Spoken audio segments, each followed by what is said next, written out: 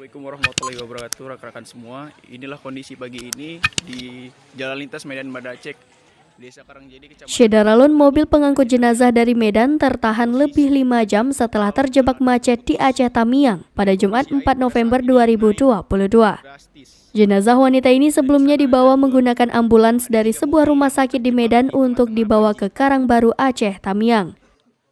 Namun, laju ambulan tertahan di perbatasan Aceh Tamiang akibat jalur lalu lintas lumpuh akibat banjir. Dan Ramil 07 KM Kapten Infanteri Nunu Rukmana mengatakan posisi ambulans di perbatasan Aceh Tamiang dengan langkat.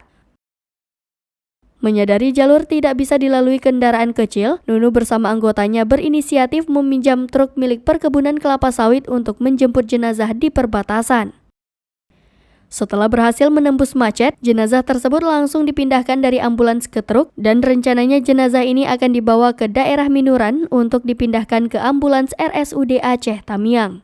Namun, rencana ini tidak terlaksana karena dalam perjalanan, truk yang membawa jenazah terjebak macet di Semadam.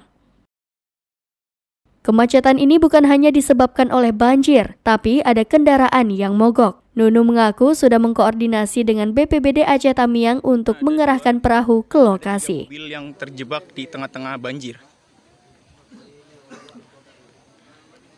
Beginilah kondisi sekitar Jalan Lintas Medan Banda Aceh.